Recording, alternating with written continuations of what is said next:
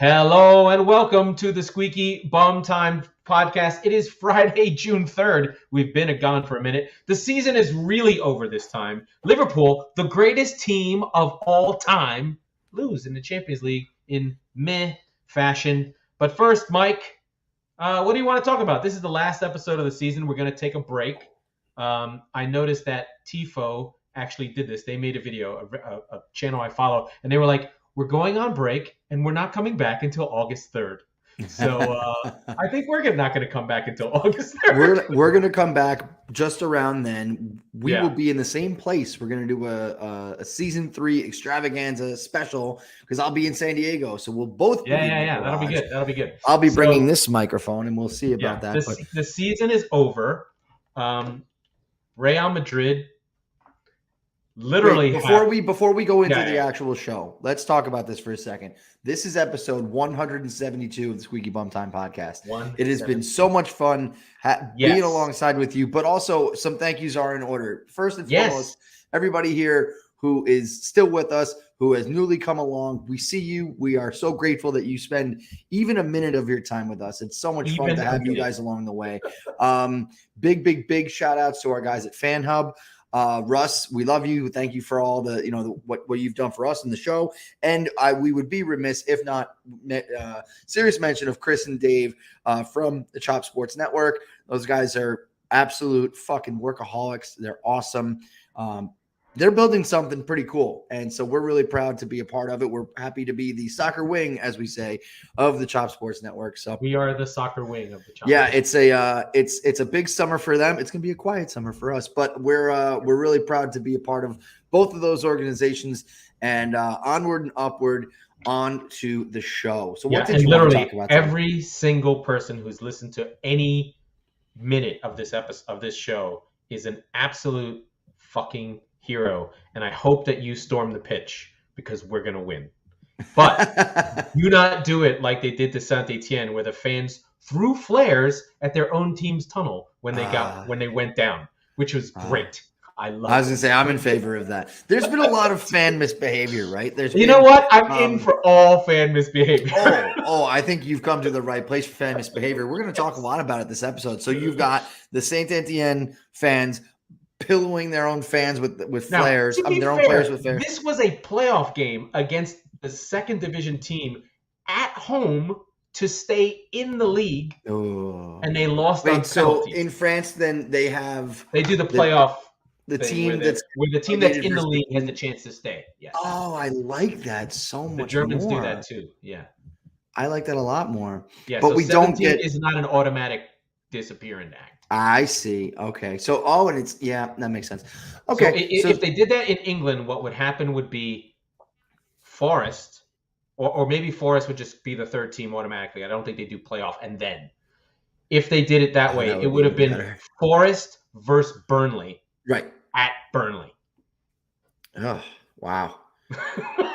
You know what? Hit him with the flares, guys. You gotta, if you're gonna lose that. Yeah, but France will go to it when we do the Champions League because poor small Liverpool, a team and a club that has been just really treated badly throughout history, from Heysel in '85 to Hillsborough in '89, and now to have that tough break where they didn't win the Premier League for 30 years.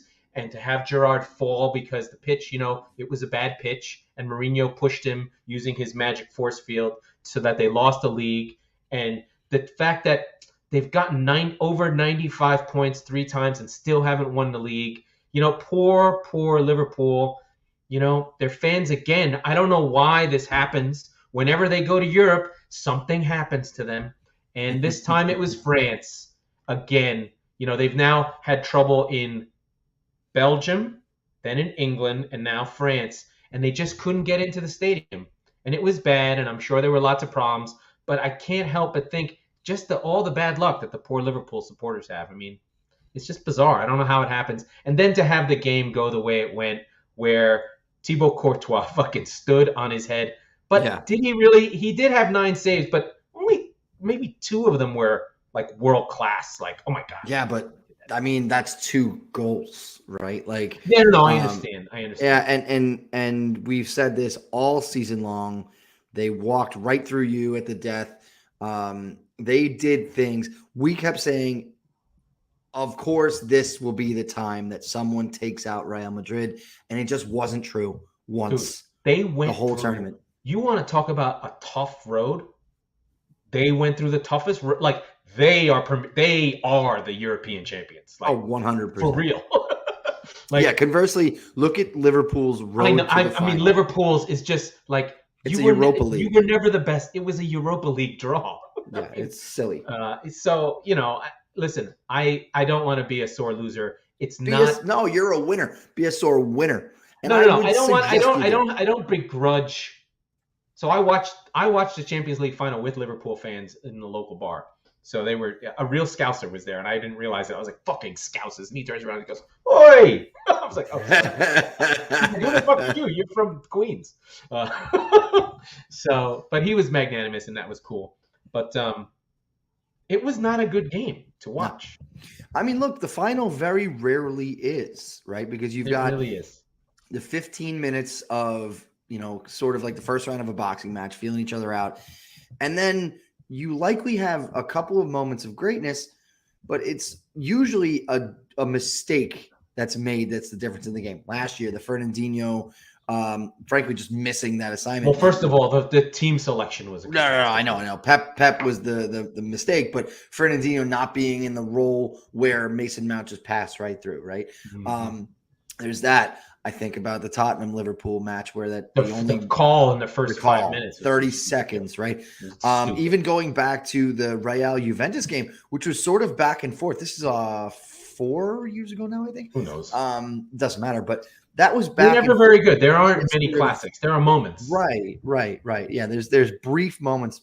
But yeah, I mean, this is the way these things go, and Real got their goal, and then they just, I wonder whose side that was on. Was that Trent Alexander-Arnold's side? Oh, I believe it was. Yes. Yeah. Now, I don't think he was at fault. The cross from Valverde was fucking killer. I mean, you can't defend that unless you want Alexander-Arnold to be out of position and sort of instinctually go, I should not be in line with my defense and I should be 3 steps behind. Now, it's fine. He did not look over his shoulder. That's all. That's my only thing. Like, it's fine to give up the goal and be like, you know what, I'm where I'm supposed to be. But just give a shoulder check, my guy. Mm-hmm.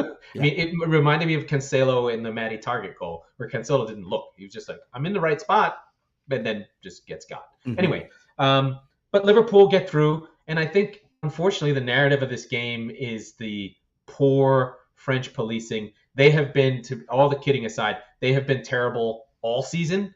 They had trouble at Marseille. They banned Lyon from the road games. They historically just are shit police and just go to violence immediately. The anecdote I have is, if you go on a Paris subway with a camera and a policeman comes on and says, put that away, and you hesitate for a second, he hits it with a club. So they're not really, it's not like the US where it's just like, oh, no, the police just crack people. And they did that to Liverpool fans to be fair, we have to remember, this Champions League was initially to be in St. Petersburg, the Soviet Union of Putin, that they moved, and they only had 3 months notice. Now, does that excuse them? I don't know. The Stade de France is in basically the Baltimore of France in Saint-Denis. So there were literally roving gangs of teenagers robbing Scousers. Little did they know Scousers have no money. So that was a mistake. But it just, everything that could go wrong went wrong, and people were standing outside, and it got scary for a second, and, people got pepper sprayed, and that sucks, because it's like, this is one of those things where we talked about it during the season. It's just like, why does the Super Bowl do it so well and Europe just not seem to understand that this is a big deal? So, it's funny. Is it the money? Is it the not understanding? Like, literally, call the NFL and be like, we're going to have the Champions League this year. We know where it's going to be. Yeah. Can you guys help us? And here's the thing. Listen to 15% of what they say, because I think we can all agree that the Super Bowl goes pretty far beyond the pale, right? And so you don't have to do what they do. But it is a spectacle. It's the biggest thing in the world. I understand. I'm not saying don't do what they do. I'm saying do a little less, right? Like do a lot less, but do holy shit. The absolute ocean between where UEFA is and where the NFL is staggering. So if you wanted to set sail a little bit, right, and go, like I said, 15, 20% of what the NFL does, which, by the way, for our European friends and listeners, 2 weeks of buildup, nonstop coverage every single day, human interest stories about the coaches that moms, you wouldn't even a guy have. With one arm, a cousin, right? Going back to one of our storylines earlier in the season, the fact that half of your teams don't even have set piece coaches. Like there's an expose on the set piece coach's uncle. Okay, this is what we're talking about here. 7 hours of pregame the day of. There's an event with just puppies about it. Okay. The halftime show is twice as long, 3 times as long. The halftime show is like 30 minutes and costs more to produce than the actual fucking game.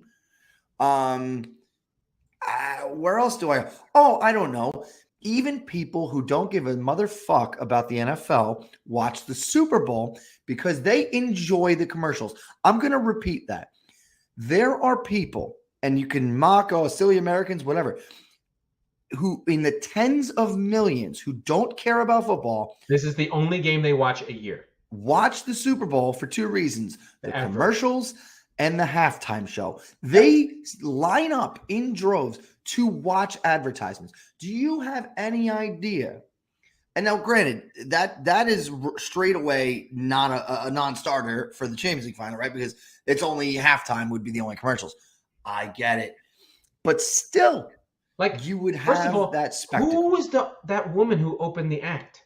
I'd never heard of her. I didn't hear any bio on her. I didn't know who she was. I didn't know anything about her. Like, you got to build that person. You got to make it a thing. Anyway, So we're off football, but Europeans, you guys have no idea how big our stuff is. We do it here better than you do because we do it for the money. You're giving France too much credit. Full of shit. 3 months? Listen, if something were to happen in November, okay, and in Qatar, if let's say Qatar, invades Ukraine. Let's say Qatar invades Ukraine for argument's sake, right? And they go, gosh, we kind of did rig the voting anyway. Bombing Yemen today. It was going to be in the United States. Hey, United States. Do you guys think you could host the World Cup? It starts in 90 minutes. I'm like, yeah, no fucking problem. We've got 17 stadiums. What do you want? Yeah. What do you need? Yeah. What city? What city do you want to do it in? Yeah, LA? No problem. So I don't want to hear about how Paris had a hard time preparing for one game over 3 months. Bullshit. It just goes back to logistics and preparation and just what are you doing here, folks? Well, this is the same group that got overrun at the Maginot Line and at Verdun. They're not good with logistics. That's a good point. That's a pretty they can't handle this stuff. But anyway, the game was bad. Liverpool, the greatest team of all time, now carry at least one tin pot trophy and another one that people always say they don't care about. And they had to win both in penalties. Another point of contention for the greatest team of all time not to score a goal in 3 finals. Is a little tough for me. Yep. And the first one, the League Cup, they were blown away by Chelsea. I don't know how the fuck they lost that game. Anyway, so Liverpool goes away. They had the easy draw. I hate them. They can fuck off. They're not the greatest team of all time. And blah, blah, fucking blah. My team just signed Haaland, who scored amazing goals in this friendly today. That I'm just like, holy shit, he's really fast. Let's stick with a team you hate. Let's go from one team you hate to another team you hate. News out of the red side of Manchester this week. Harry Maguire has taken a lot of abuse this season, right? From the deservedly so, because he turns like an 1830s battleship. Right, like an aircraft carrier. Right. So like putting the mast up, right? I Like, know. So he's been having a real tough time ever since, ironically, playing a pretty pivotal role in England's run to the 2022, whatever the fuck Euro it was. 2020 final in 2021. Correct, the Euro final, right? So he seems to think that one fan has crossed the line. Oh. He had an email addressed to him that said, "Hey, Harry Maguire, I'm going to bomb your house and kill your family," which I think we can all agree is a little over the line. Okay. Well, we have students in this country that say they're going to shoot schools and then do it, and nobody notices. Well, there's that. But I thought I was going to have. I thought I was going to have the hot take on this one, and I was wrong. And that's what I get for having a show with Laurent. We're not laughing at the action. We have to laugh at the pain of all the crazy things that happen in the U.S. Oh, it's yeah. not funny, but to juxtapose the email that gets sent, and that's a big deal when we're just like, the country's laden with people saying, I'm going to blow something up, and then they do it. So wait. Now I have so many more questions. So, by the way, and before. It is wrong. I'm going to look right into the camera. It is wrong. You should not tell anyone, much less a professional football player, that you're going to blow up their house based on anything, right? Yes, that is inherently terrible. Yes. We both agree. Now that I've said the required thing I have to say, I have some questions. Yes. One, how did he get Harry Maguire's personal email? And I'd love to know what the tone of was it like greetings, Harry, or like it's definitely slabhead@gmail.com. Right. I was gonna say, like, there's there's so much material. Slabhead.com. There's so much material there. And the guy I know who wrote this email, the guy had to have used all of it so much that he's like, there's nothing left for me to say to this guy other than I'm gonna blow up your fucking house and kill your family. So now I'm wondering, maybe he didn't get it directly to his email. Like maybe it was like harry.m at manunited.com. So maybe there's that. Or I thought of this. Maybe this guy went to like the contact us page on Manchester United's website and was like, "Oh, are you having season ticket problems?" He's like, or it's a slide into DMs. It was just a pair of boobs. It could have been DMs. And they just converted to like, I'm going to blow up your house with my fake tits. I read it specifically as an email. So I'm thinking like, dear Manchester United customer support, please tell Harry Maguire I'm going to bomb his house and slaughter his family. Signed, Liam. Like that's it would be Liam Gallagher. Liam Gallagher would actually blow up Harry Maguire's house. Right. So but he would be kidding and he would get away with it. I feel for Harry Maguire. He's had a tough year, but also I don't. He's a very well paid professional footballer. And these are the things you have to deal with. Not that you should have to deal with them. I think not that you should ever have to deal with somebody bombing or saying you're going to bomb your house, but buck up, buddy. He went public with this one, right? He was like, this one crossed the line. I usually don't give a shit if it's about me or my play or whatever. But when you bring my family and my life, my personal life into it, which I totally understand. Yeah. It's funny to me that they hate him so much. And I wonder if like at Leicester, right? Like by the way, every time they count the Harry Maguire money, they just like, it's like Scrooge jumping into a pool of like gold coins, right? But let's think about who else is leaving United. Juan Mata after 8 years. Juan Mata, teddy bear, goodbye. One of Moyes' mid-season signings. Okay, never really did too much. Matic, a Mourinho signing because he was a mascot and would just. He was like, I can't teach anyone to play defensive midfielder. You're playing defensive midfielder, and he just ended up staying there forever. Yeah. And then the big one clearly Mourinho did not want, but he was on his watch. Pogba, the $90 million man that no one seems to figure out what position he's going to play. He was able to play every position. He had all these moments, but I think everyone figured out that all you have to do is press him, and he's awful. And he'll go back to Juventus. And basically, he's a classic player who's more famous than good, and his moments are cool. I think what he makes me feel like is, although maybe not, because my analogy is like he's like James Harden. Like he looks good. I was going to say I'm not well versed enough in the NBA. Well, these are basketball players that put up stats that don't win. Yeah, I was going to go Randy Moss. But Randy Moss was part of. Randy Moss was a winner. He was on the time, one of the time. It's not the point, but the point being that I saw with my own eyes Randy Moss take plays off because he just didn't care because the ball wasn't coming to him, right? And that's kind of the vibe you get from Pogba. But also think about it. He was propped up based on his 2018 World Cup performance, and to a lesser extent his Euro performance. Why? Because peak N'Golo Kante was standing next to him as his shadow. It's a complete freedom. But it's a complete lack of understanding by the scouting department of Manchester United to see that France team and think that they were winning because of Pogba. Right. When Chelsea was like, it's that guy.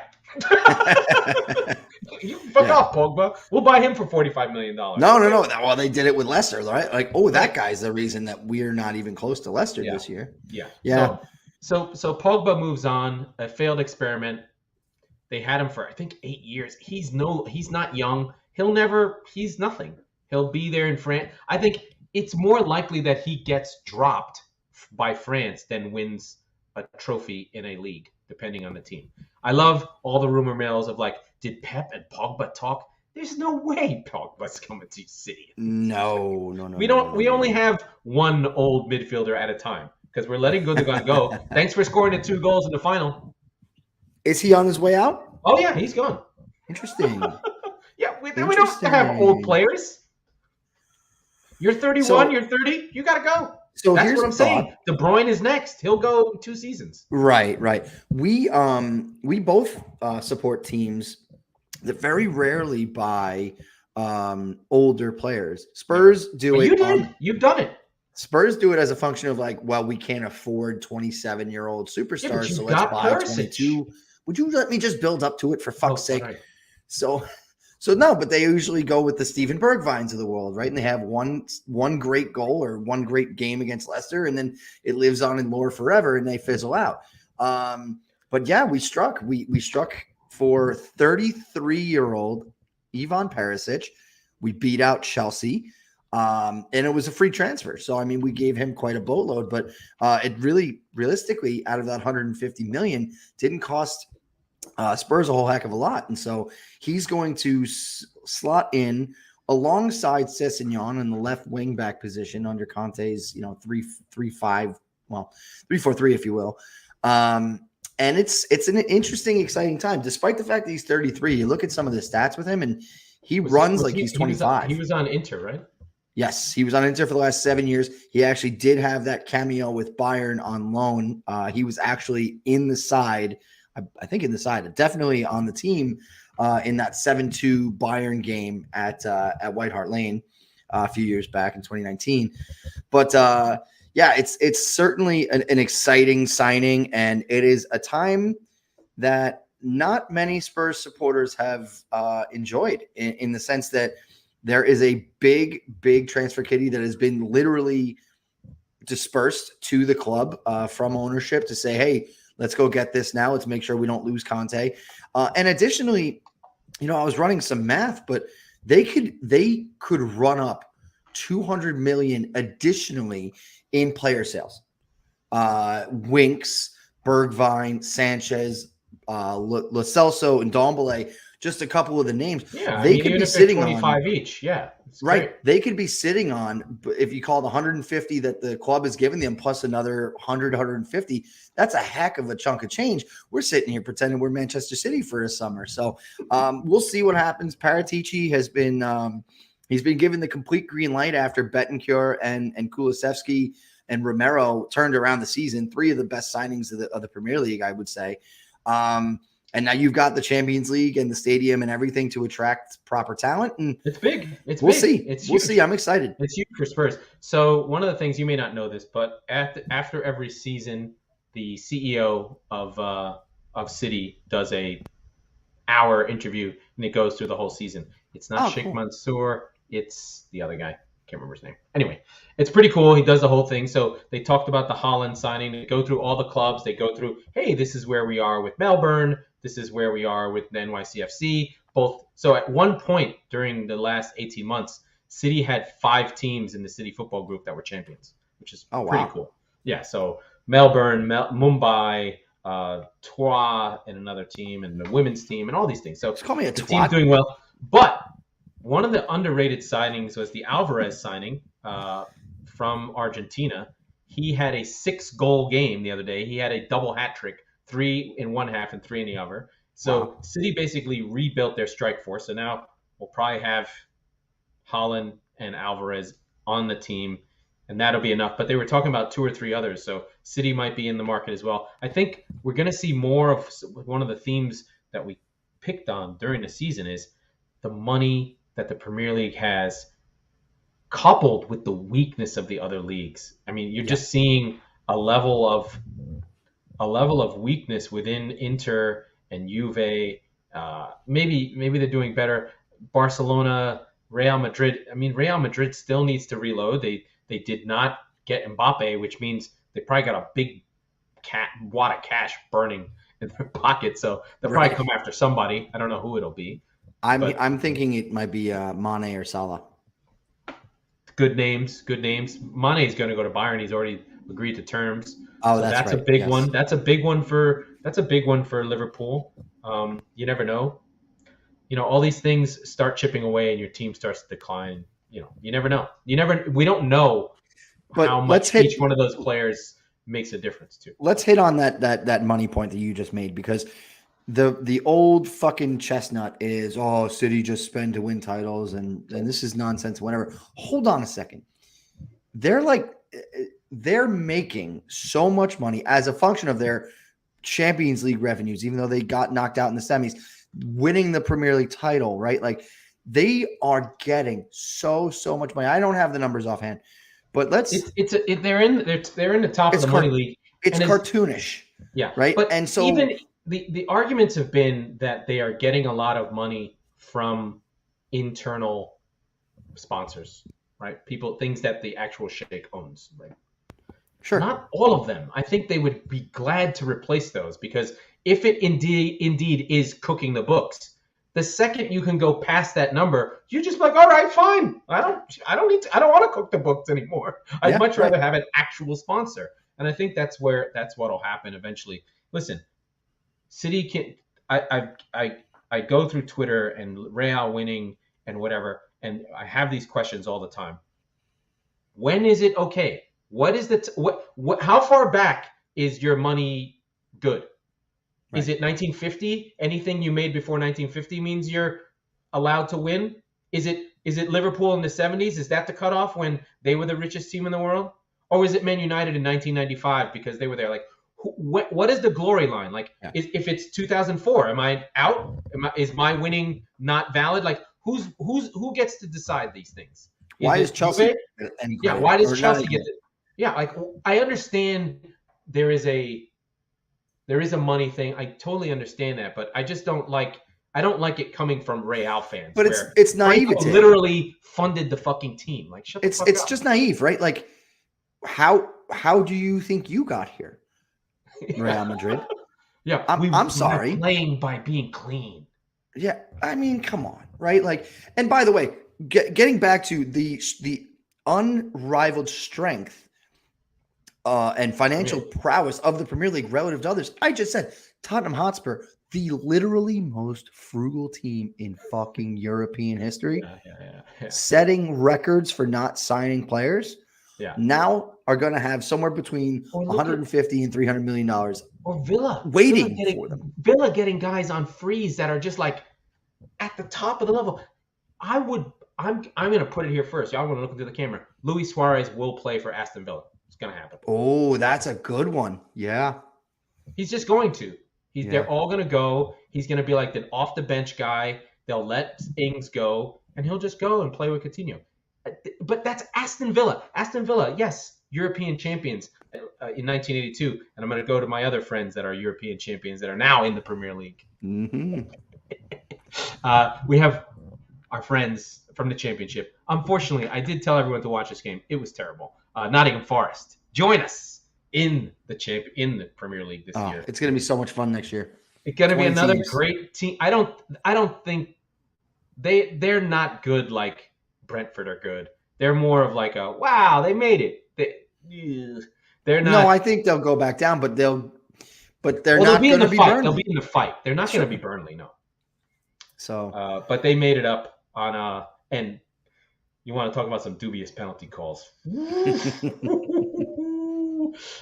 It was poor, and if I'm a Huddersfield fan, I'm just like, we got fucked because they wanted Forest.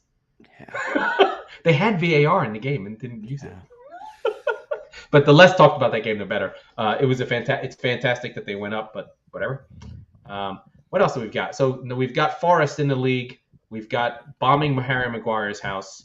We've got Liverpool, the greatest team of all time, and the most hard-done fans in history have been, still will carry around their title that they have. We've got to talk about the biggest game on the international scene, which is USA 3, Morocco 0. Just kidding. Just kidding. That one, I didn't watch that. Ukraine 2 and Scotland 1, which means Scotland, we love you. You're out. Yeah, I know. And it'll be Wales and Ukraine. There'll be Wales and Ukraine to play for a spot in the United States and England's group. Yes. So it's super compelling. It is not close to me. And by the way, I thought Scotland was a better team than Ukraine too. They were bad though. But they played poorly. I did catch a lot of at home to lose that game at home. Yeah, well, at least they didn't get hit by flares. Huh? At least they didn't get hit by flares from their own fans. But, no, they didn't. But and that's the thing, right? The world being against them and the world being on the side of Ukraine. It happens. Enough already. It's a little much. It's a lot much. It's a lot much. And you get the feeling that like Wales have Aaron Ramsey is better than any player. He hasn't played. No. What I'm saying is, actually, no, that's not true. He got a red card in. Oh, he played for Rangers a little bit. Yes, in the Europa League final. He is better than any player on the Ukrainian side. Is he really better than Yarmolenko at this point? I mean, my point is it's close. Okay. It's close. Gareth Bale is also on this Wales team. All of those okay. So let's be super clear about something. Wales should kick the ever-loving shit out of the Ukraine. They're not going to. No, they're not. They're not going to. Ukraine, I mean, look, they're we use this term all the time, but it actually is true for them. They're battle tested. And the thing that's even crazier about that team is half of them haven't played because their season got canceled in the middle of the season. Sure. And they haven't been home. But what they are playing on is, we talk about mentality and we talk about these things that to give you focus. They have all the focus and everything to play for. Every goal is a moment of joy and sadness. You've got freaking Zinchenko crying at every news conference. It's a little bit much. I get it. You're sad. No. I'm kidding around. But they were good. They won easily against Scotland. Scotland were really bad. And the finish from Yarmolenko was... Ooh, that was classy. The run was good, but it was like the central defender was the central defender from Norwich. It's like this dude is seeing more goals go in than a fucking bathroom door in a whorehouse. It's like, Jesus Christ. It's awful. I mean, it's like, oh my God, like that that's terrible. So bad. So Scotland, their problems came through. They couldn't score. They played tight. I think there is a mentality piece. These teams are close, right? Wales is going to also be like, Ukraine. No one really wants us. You can't even have that feeling. You have to be like, I don't care. We're going to the World Cup. We're fucking Wales. We're not even a country. I don't think that Wales will have much of that problem. I think in the build up to it, you'll hear the Ukrainian sympathy cries, but in the changing room before the game, I don't think Wales is going to have any problem motivating themselves for that. One thing I think that played into Ukraine's hand a little bit was the scheduling.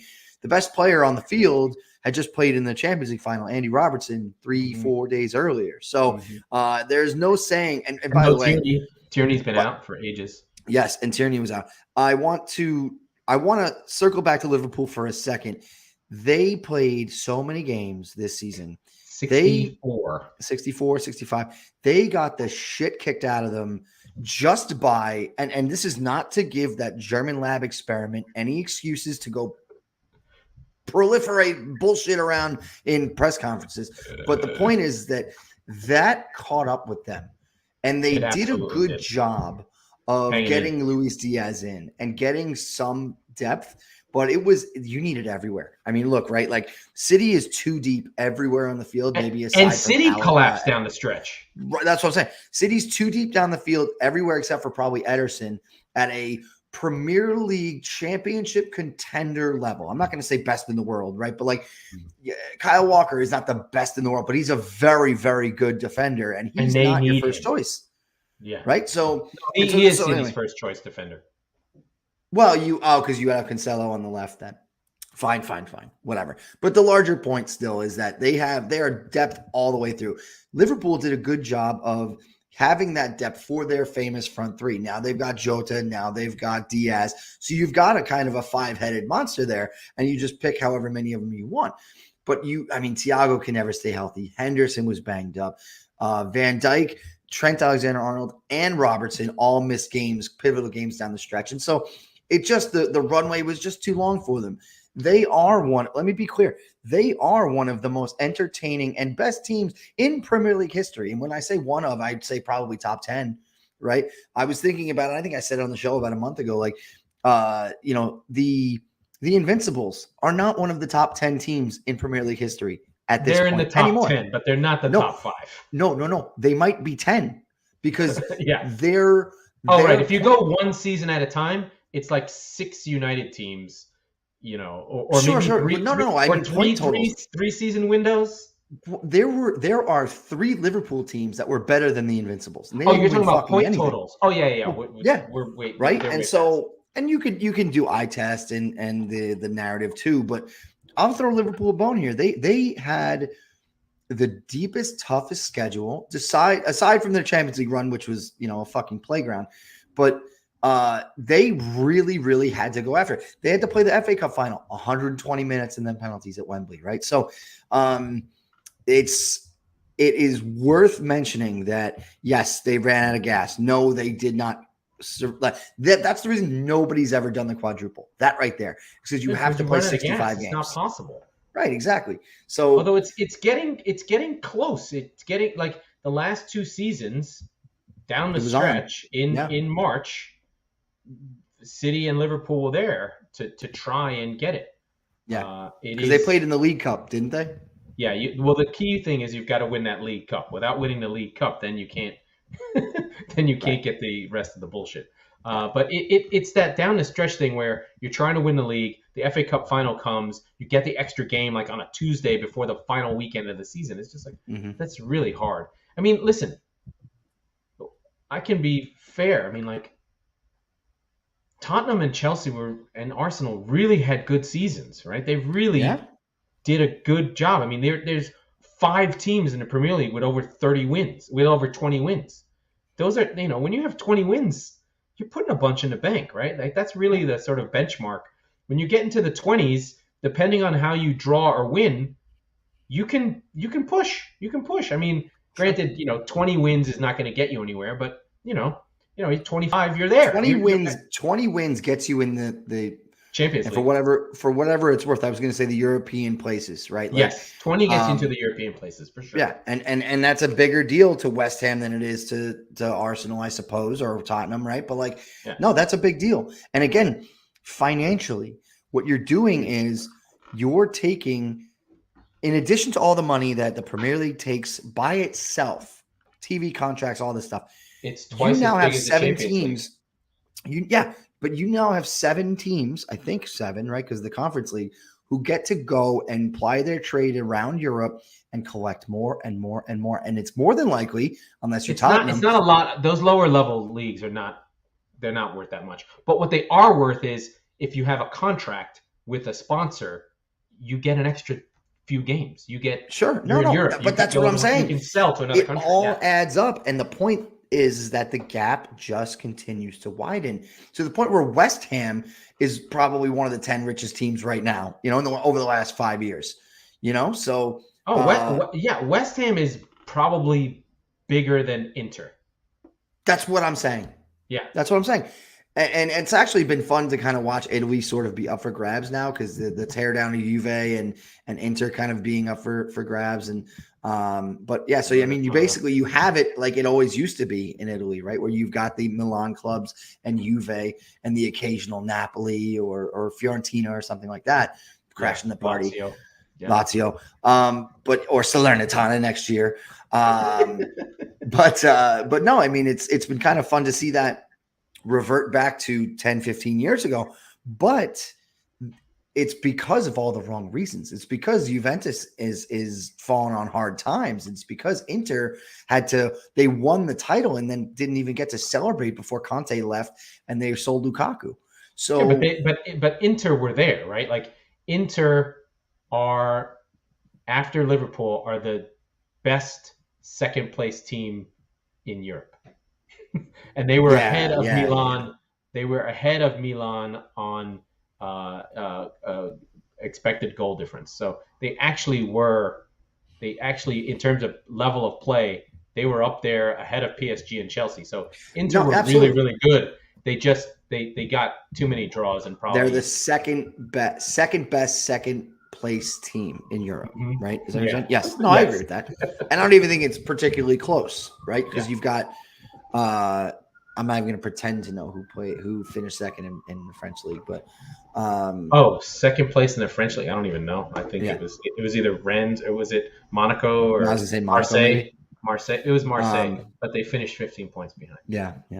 Well, yeah. I mean, we'll see. I actually don't know when the Wales and Sunday. Is it coming up? Yeah, Sunday. This Sunday. Well then. Yeah, it's a good game. They really have a quick turnaround. And poor Ukraine probably doesn't, Interesting. doesn't have much to do. But yeah, so we're petering out. We're finishing up. Our season is over. And I think, Mike, we're going to take a break. Yeah. Because the season does put a lot of strain on our families and our lives. It's a lot. It does. We'll probably come back sometime in August. Like you said, you will probably be here for it. Yeah, probably late July or very early August. We'll do some transfers. We do have to keep everyone abreast of the fact that there is a World Cup beginning in November, which is fucking insane. We'll be all over it. I think no goddamn sense at all. I think we'll spend some time refreshing and recharging batteries. All those. I'm gonna go to Qatar dressed in an LGBT plus Q flag and see if I get thrown in prison. We will name the show the Laurent Cortines Memorial Squeaky Bum Time Podcast after the World Cup because he will be shot. But I think we're gonna Happy Pride Month. We might do something. Listen, we partnered with World Soccer Shop for the Euros. That was super fun. Maybe we'll do something like a pool. Something kind of like that. We got to figure it out. We don't know. We don't have any answers. We are taking 3 months off to figure all that out. We're taking a year off to find ourselves. Yeah. So we're taking a gap month. Yeah. What are the 3 things Spurs needs to do to challenge to push, to be there at the end? You don't know what's going to happen. You just luck. Things can happen. Right. Let's say Sonny and Kane do a full season. Sonny keeps his shooting boots on. What else do you need to do? Well, you need a center back, right? Like, I mean, you need, and they're working hard on either De Vrij or the guy from Sevilla. I can't remember, Jules Koundé. There's another guy from Inter, not surprisingly, that Conte wants. But you need a top-class center back to put with Romero and probably Eric Dyer. So I think that's the first thing. Yeah, you need the Van Dijk Diaz guy.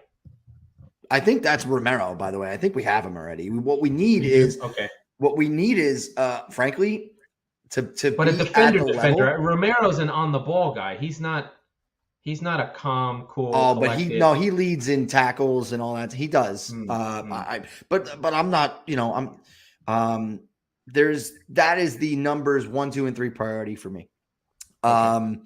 The second is going to be, and I am hoping that there are fewer instances of this than what we've seen in the last 10 years. But you need a locksmith. You need a player who can help you break down teams, a creative midfielder. You might know him by the name as Christian Eriksen. He's going to be free from Brentford. You have to just go out and get Christian Eriksen. I wouldn't understand if you didn't.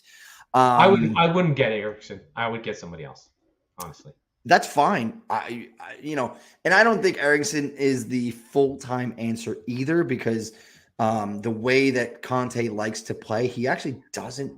He didn't play when he played. He didn't play under. It was for a while he was on the outs, and then he got back into his good graces. But so you need someone like that. I don't have a better example. The name I hear a lot, and it's not necessarily true from the attacking point of view, but it is from a set piece point of view, which is another weakness for Spurs, is James Ward-Prowse. So I would certainly welcome him with open arms. I think that, that's probably the 3 positions, because you've got attacking talent. I'm not worried about that. If you want to bring more in, if you want to bring in a Dybala, if you want to bring a Bale just so he gets used to play before the World Cup, knock yourself out. These are all luxury positions, right? But otherwise, I got a secret name for you. Ready? All right. He plays for Rennes in France. Okay. His name is Benjamin Beauregard, and he is the only guy on the shot creating actions lists for the top 5 leagues that I've never heard of, and I don't know who he is. Interesting. So Berardi, Beauregard would be 2.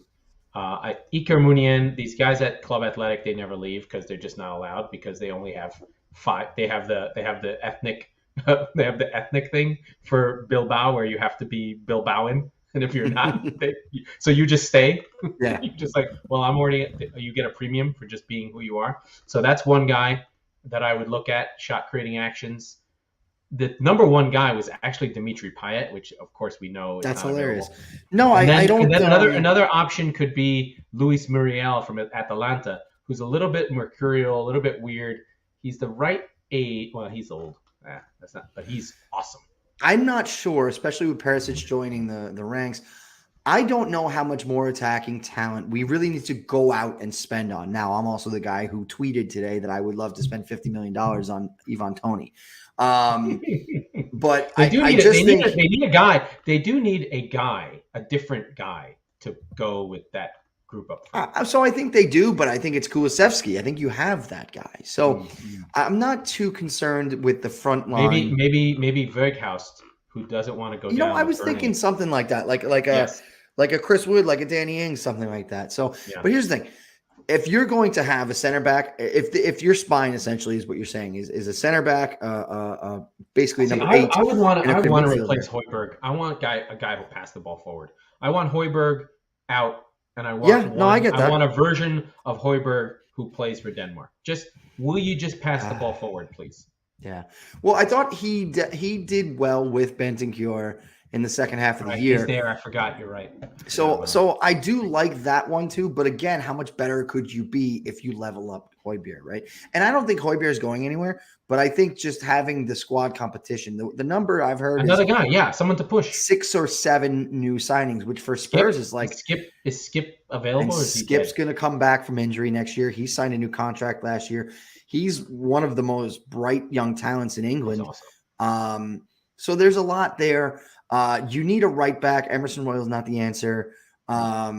And Matt Doherty looked great towards the end of the season, but he's injured now, so you don't know what you're going to get from him. But I think that's the 3 things, right? Like making sure that you have the middle of the field taken care of, underlining center back. And look, like you said, to be there around the end of the season. I think Spurs are They can be there. Yeah. I think Spurs on their day are as good, if not better, than Liverpool and City. It took a lot of points off them. The most points of anybody. So I think that that's all you can ask for, is that you play big games in April. Exactly. Exactly. Yeah. And so we're in Champions League now, but at absolute minimum, and this is not to say that we'll run the table and go to 3 finals next year, use Liverpool's season as a cautionary tale. And if you have the money, and if you're going to go sell some players to raise more money, go get some more players that are at the quality of Man City, of Liverpool, of Tottenham Hotspur right now to push everybody better. Yeah. And I think that's the main thing. Yeah, and so I'd like to go through and kind of just like think about my opinion on some of the teams and what they need. Just to like let's do it. Like top 10 real quick. My team has to replace leadership, which is difficult because it's always going to be quality. But if Gundogan goes, if Fernandinho goes, City are going to let Ake go because they're like, hey, you're good, we can't play you, you're not good enough. Yeah. I don't like that move, but if he wants to go, he's got to go. So that means that there is probably reinforcements. I do think that City are going to look within. Jason McAtee and Cole Palmer will be part of the team, hopefully, as like squad depth.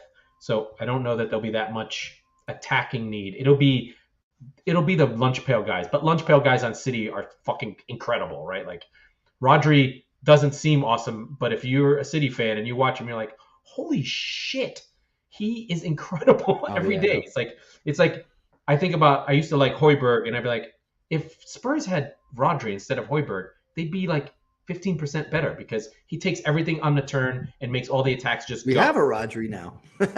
You have your own. So that's where I see for City, like holding midfielders, left backs. Cucurella is really hot and heavy. That makes me so happy because I loved him. He'll look good in the sky blue again. He'll go from being a seagull to a citizen. Hopefully he's all action. I've been calling him Bernardo Silva as a fullback. That's the kind of quality that I think Cucurella is. Anyway, he was amazing. He was Brighton's player of the season, and I will continue to scout Brighton for players that I really like. Like, actually, that's the kind of player that your team could use. Leandro Trossard, perfect pick locker kind of guy. He's under the radar. He can bleed at the edge of the box. He can play striker. So he can do what you need him to do. He's an extra guy who does stuff. Yes, but real quick, Leandro Trossard is an old Tottenham signing, right? Yes. So what we need to do is... He doesn't really make the team better, but he does something. Right, but what we need to do is not stay in the middle. We can't go get the name brands just because they're name brands. We can't go get the high upside guys and just pray to God that it'll all work out. Yeah. There needs to be, and Kulusevski is perfect, and Bentancur and Romero are perfect. So it's a hard thing to do. It is hard, but I do think a Trossard player is I think that's a great signing. I don't an know extra guy, but like a push guy. Like, sure. Hey, Mora, fuck off. We're going to play Trossard because we're not running him behind. This team is sitting deep. We're going to play Kane, Trossard, Kulusevski, let Kane play the 10 and let them all fucking run around and do stuff. Now, that's not Conte way. Like, I feel like Trossard's the kind of guy City would get, and people are like, what? And then you're just like, he becomes awesome all of a sudden. You're like, yeah, Trossard. We just did that. So anyway, City have those needs, those sort of lunch pail players. And then we go down to Liverpool. I think Liverpool have done their business. I think they probably need an extra guy in the front. They need to replace James Milner. I mean, that sounds ridiculous to say, but they do need to replace James Milner. But they have a bunch of young guys. Cover. They need more cover in their side of the field. Yeah, I'm not even going to go into fullbacks, but I mean, I would say. But they've done that with Tizimakis. He's already kind of a good. No, I'm saying that's. I'm not saying they need anything on the wings. And Konate will come into his own. I think he's a good signing. Although he almost blew it with that goal. No, I know. We're running late on time, and I just want to hit Arsenal. Arsenal need a striker, and they need. I'm not going to say it. I'm not going to say they need a replacement for Vieira, but they need a replacement for Vieira. Still, and Lacazette just left today. Huh?